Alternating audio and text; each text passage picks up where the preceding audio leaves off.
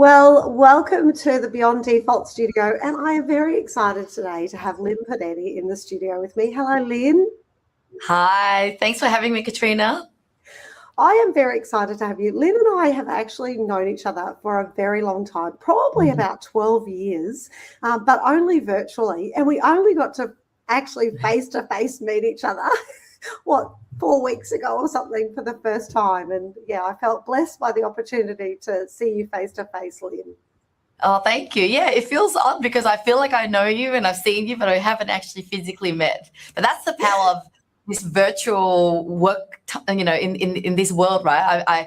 I work remotely, and every time I meet someone for the first time, it feels like it's familiar, but it's not. Yeah, it certainly does.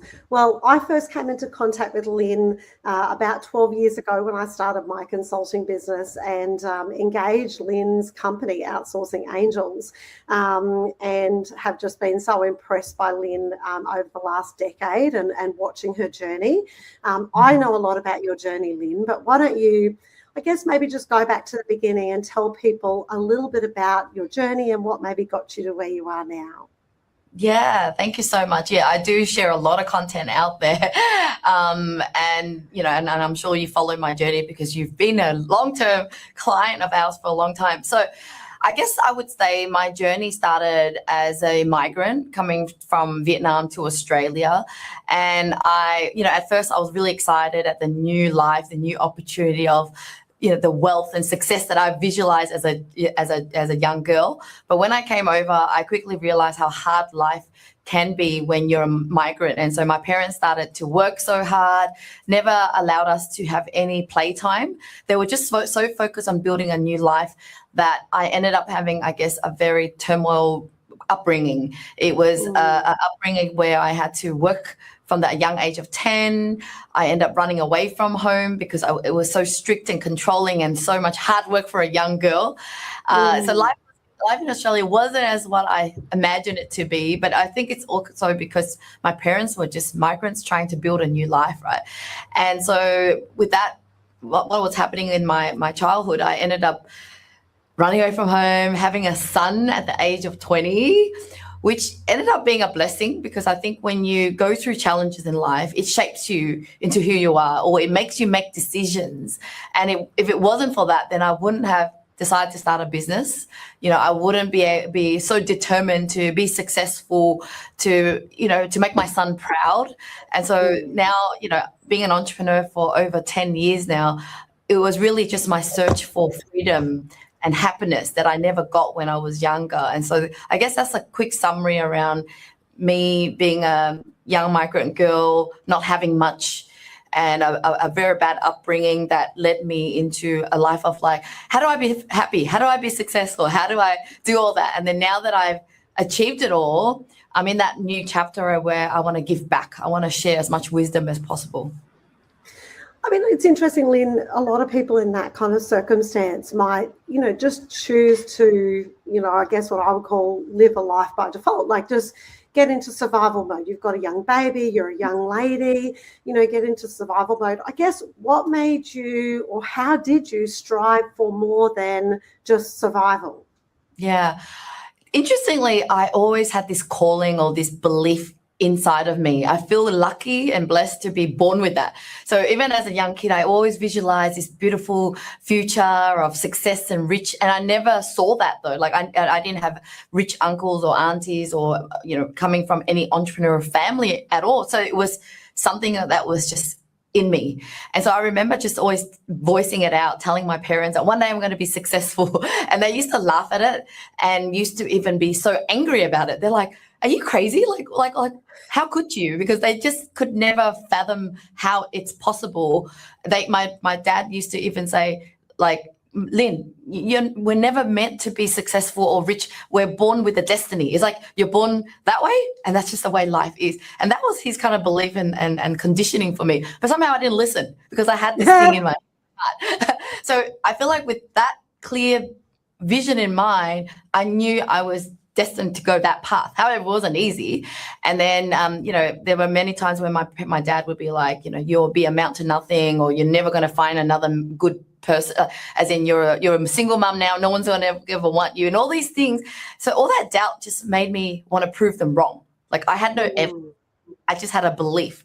And so because of that doubt, that, often there is choices, right? Some people who were doubted just end up going, you know what, I'm just going to go and prove to you that, yeah, you're right. I can't do anything in life. But I went the opposite. And so I just think that, at the end of the day, it's up to us to change our destiny if we wanted to.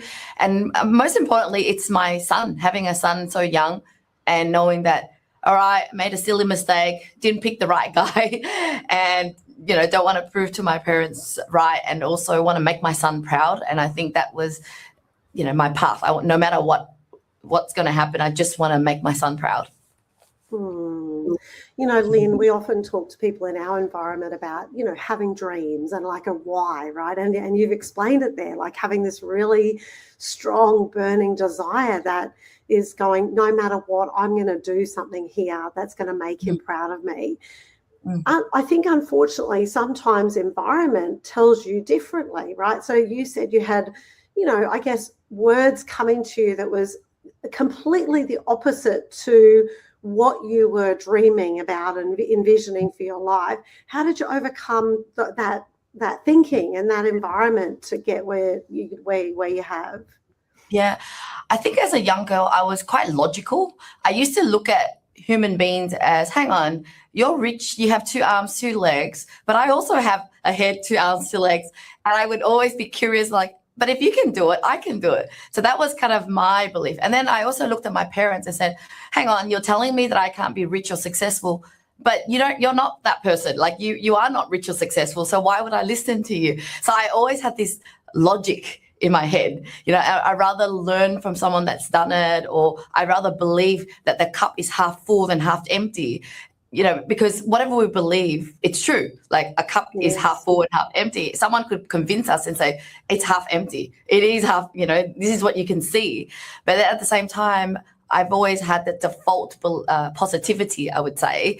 And I'm always trying to reach for pleasure. Then, sometimes people, Tony Robbins says, you either run away from pain or you go for pleasure. And I'm more driven for that, future life, that dream, that vision. I would always be in my head.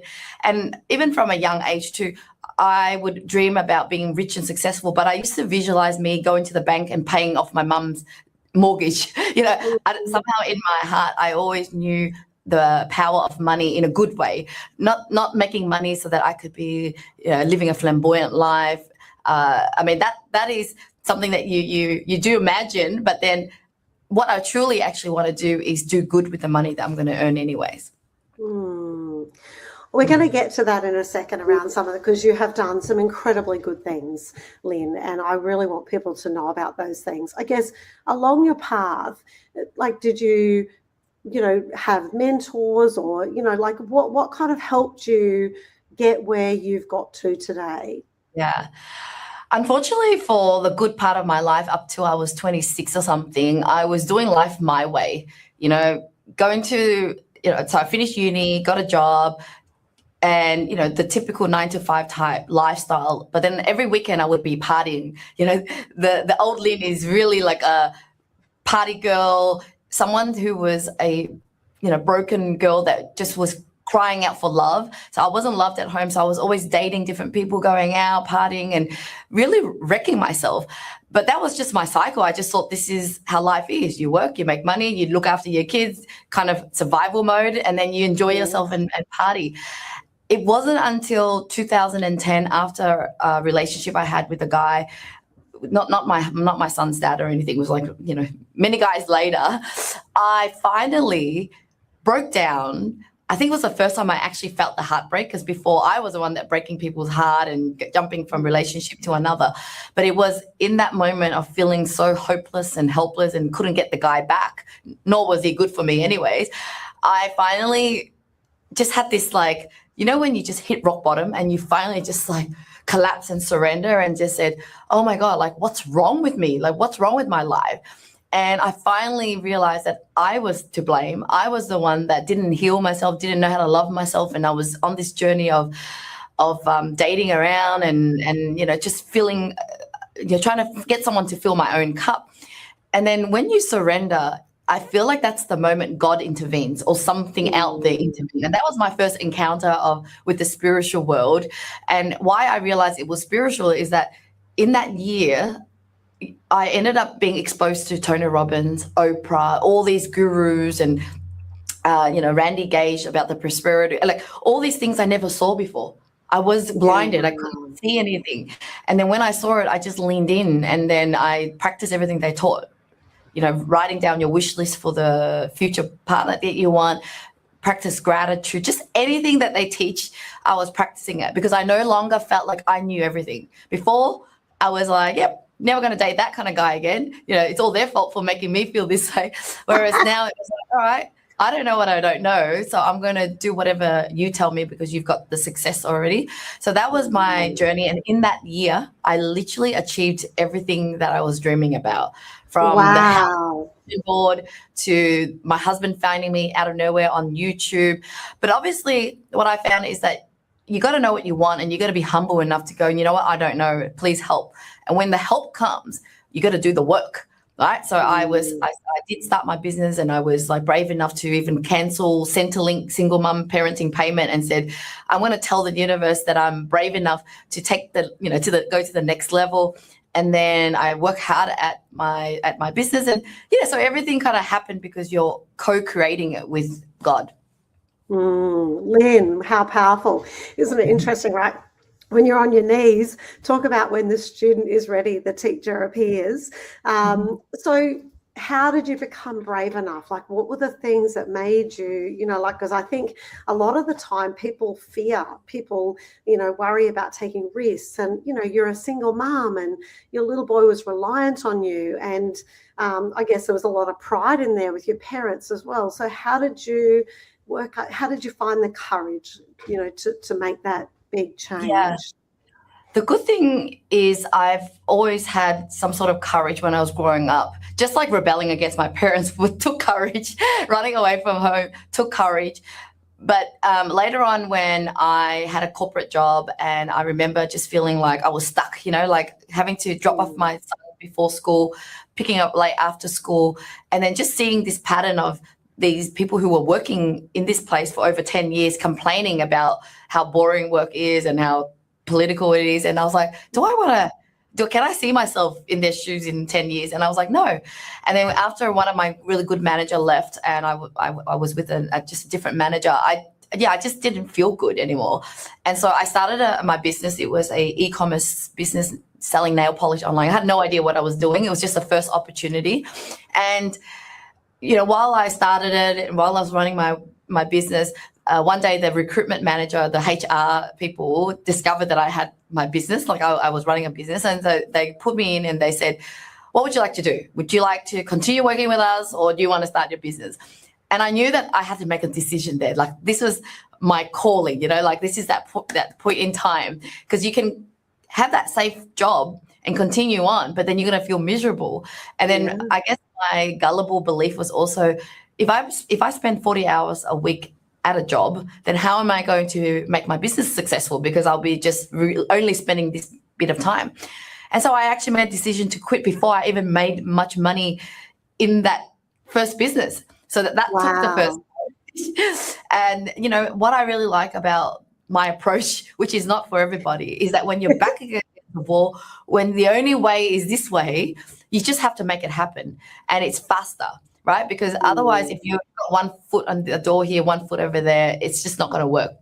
And so this kind of approach, I continue on in many, many stages in my business, whether it was like, okay, well, I don't want this business anymore. What do? Do I start another business or do I go back to a job? Once again, no, let's pursue the next business. So that first business taught me outsourcing, taught me about marketing, and that's how I started my second business. And I remember so many times later, even when I found my husband and, I had a really, really good client who was paying the bills, paying my monthly fees really well. But I knew that I was stuck. I guess I was contracted a few days a week. And I felt like this is not my vision of a business. My vision of the business is me running a business that can run without me, not me in it. And then I remember telling my husband, hey, I think my next step is to tell this client that I can't work with him anymore in this capacity because I need to focus on my marketing agency business. And my husband's like, no, but good income, it's so stable. Like, what are you doing? And I was like, yeah, I know, but if I'm here, I can't be there. And then I took that leap, and then once again, you make it happen again, right? And so I always tell people, it's like nothing in life that's rewarding, that is meaningful or worthy is easy and safe. It's always on the other side of discomfort. And so multiple time again and again, that's just been it's like a test of your courage. The business doesn't get easier. Life doesn't get easier. You just become more courageous over time. And you can actually look back at the history and go, I survived then, I survived there. Well, I'm going to survive again. So good, Lynn. I reckon there's going to be so many people who are going to get courage just from hearing that. And I know there's so many blessings you've had from the courageous choices that you've made. And I want to get to those. I've just got one more question I'd love to ask you. A lot of my listeners are are very focused on their health. And you talked before about, the old Lynn was a party person and da-da-da. I know you've had an incredible achievement with your giving up alcohol. Just tell us a little bit about, I guess, what made you do that and, what has that meant for you? Yeah, I love to dive deep into health because it's not often that I talk about health. I usually talk about money, business, etc. But interestingly, I feel like God has given me all the problems in the world so that I can now come I'm at that stage where I can share about everything because I've gone through it myself. And so, I covered relationship issues and I've covered money challenges I had, but not many people know that I had a big health issue. So growing up in a family, in a Vietnamese family, culturally, they're just very direct. They would always call you fat, fat shaming. And even though I look back at my photos, I was never actually fat. It was just that I wasn't malnutrition looking. I was just not like most Asian. But somehow they would just call out that, hey, you're going to be fat like your mom, or you're going to be this. And so I was so scared of being fat. And then I ended up discovering dieting and diet pills at a very young age. I ended up even having bulimia, and I was obsessed with even the goal of being anorexic. I was telling a friend, describing the detail. They're like, wow, what the, there would be even forums for anorexia. And I knew I didn't want to look like this person who's anorexic, but it was it's like this, the ultimate goal. And wow. That even if you don't get there, that on the journey, you will be as skinny as possible, right? And so you would realize that because it was just me being so broken, lack of self-worth, lack of love that really affected a lot of areas of my life, whether it's my self-worth in life, in business, etc., including health. And so I ended up having to really work on my health and my body image, my love for myself. And it's been a very, very long journey. And so even though I got into health and fitness at 22, it was very driven for the wrong reason. It was driven for, I don't want to be fat. I don't want to be called this, right? Now, this is a little bit different to the alcohol journey, but the alcohol was also, it's one of those things where you just do because society makes it so normal for young kids to get into drinking, and combine it with a broken home and not feeling loved. Alcohol was just this way for me to just not feel anything, to feel like, on the weekend I can just be carefree and don't think and don't worry about life. And so I started drinking at the age of 16, and I partied all the way to my 20s. And even when I had my kids, got married, settled down, every time I'm not pregnant, I would be drinking again. Not to the stage, not to that extent as when I was younger, but alcohol was just part of my life. It's just part of what I know, part of my identity. I can't imagine life without drinking. And, you try to quit, but you can't quit because it's an addiction. And it wasn't until 3 years ago that I lost my phone, broke my phone in a span of 2 months, vomiting and, hangover takes forever to recover. And combining with, my new journey into Christianity and going to a new church, all of that made me come up with this decision on that day after I lost my phone. I was like, you know what? If I don't find my phone this time, I'm going to make it so worth it. Like, I'm going to just change my life for good. And that was a decision in April the 2nd, 2023. And it's been the best decision of my life because I no longer, because in order for you to quit alcohol, it's also your healing with yourself. You're not driven to prove anything. You love yourself. And then as a byproduct of quitting alcohol, it means it's easier to take care of your health. You can work out, you can eat well. So I guess, those are the two areas that I would say affected my health journey. Wow, Lynn. I'm so proud of you. That is such an amazing change, and what a gift that you're giving to other people. I know you've shared a lot about that journey, and what a gift to even share about your body image journey. Like that journey of actually loving, like finding love for yourself and loving who you are. And Lynn, you've done some incredible things for people. Like, I know that you have visualized in life to have success and money and things like that. But what has been really true for you is you have got that, and now you use that money to give to other things. I think, even when you said, I always thought about paying off my mum's home, when you think about like some of the things that happen in your family home, for you to, get to a point of like forgiveness and unconditional love for them, that you'd want to do that. Maybe talk to us a little bit about that. Yeah, look, I think, despite my relationship with my parents not going that well earlier on, there were some fundamental principles that they taught me from a young age around family, the love for family, and being Vietnamese, we're like Italian as well, very family oriented. And even though, like, I didn't feel like they loved me or gave me things, they did give it to other people, like as in my aunties and uncles. They were always helping them come from Vietnam, helping them to migrate over, giving whatever money that they do have to help their family. So I think the generosity was instilled in me deeply. And, even growing up as a child, of a Vietnamese child, you're also being taught to give back to your parents. It's just this cultural thing, right? Yes. Whereas other nationalities would be like, I want to help my kids and build an inheritance and give to my kids. It doesn't really work that way in Vietnam. So culturally, I'm just shaped to care about my family more anyway. And look, over time, when I was working with a life coach and trying to heal myself, I discovered through the sessions that, my parents do love me. They just didn't know how to show it. Yes. They still love me. They just wanted to protect me from failure, because they are the type that wouldn't want to take risk, and they want to play it safe. And so as a parent, they just wanted to make sure that I don't hurt myself.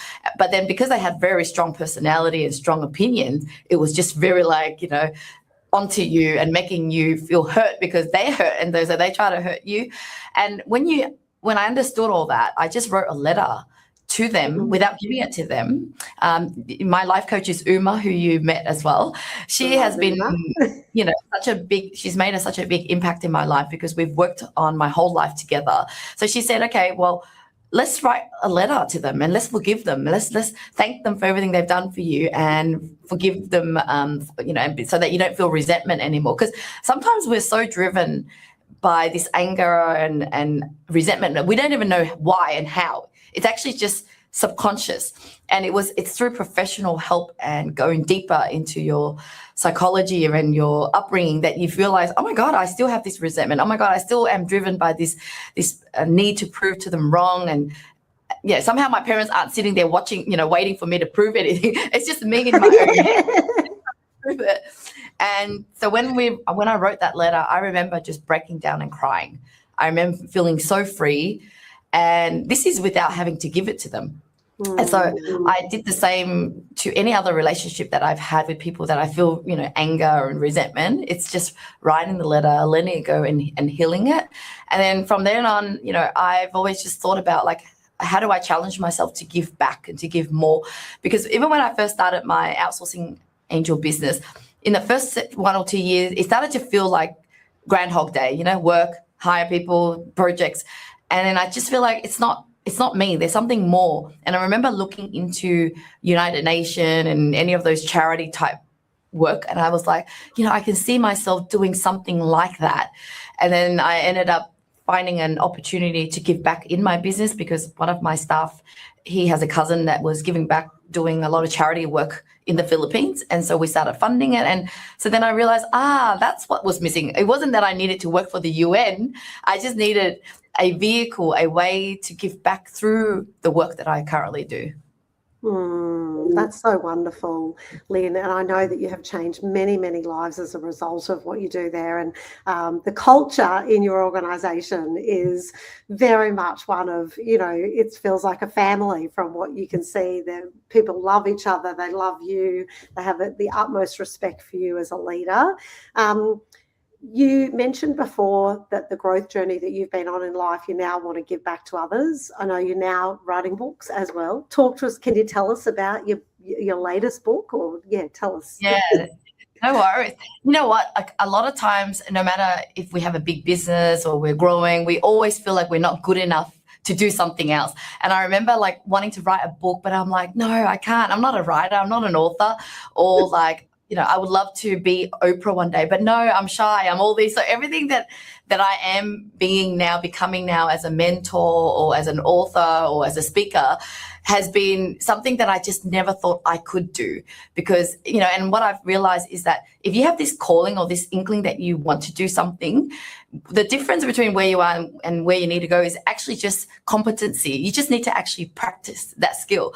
And so having that calling that, I love to inspire. I feel like it's my deep desire, but I don't feel like I can do it. And then so I started leaning into doing Toastmasters and always putting my hands up for speaking opportunity. And so after I got a little bit more confidence, together with me always assessing my life and auditing, I said to myself, if I only had 12 months left to live, what would I do? And it's so clear that I said, I want to help as many people. And I knew that writing a book meant that I could put everything, onto those 300 and something pages, everything that I learned into that book so that other people can learn and grow. And, after you've achieved your own successes and happiness, you just feel like it's the next thing to do is to raise up the next generation to help other people. And so one thing led to another. When I decided to write the book, I also said, my friends always ask me to mentor them and say, and they always want to learn from me, but then I just didn't make time for it. And now is the time. So now I have a mentoring program and I'm just leaning into wherever it feels like I could help others, even if it means that it takes away a bit of time from my main business, because ultimately, you're supposed to build a business that can run without you anyway. Yes. And it's not always just about more money and more growth. And so it's time for me to use this, other path to give back and to also develop my skill set in areas that I never thought I would be. Fantastic, Lynn. I mean, I think you have incredible capacity to do so many things as far as your business and book writing and giving back to others. Are there any particular daily habits that you do that help you to, have the capacity that you do? Yeah, this is an area that I talk a lot about. I even run a workshop called the Productivity Hacks. And one of my first book that got me into book writing is the 40 Productivity Hacks book. It's only about, this tiny short length. It will probably take you an hour to read because it's for busy people. It's on Amazon.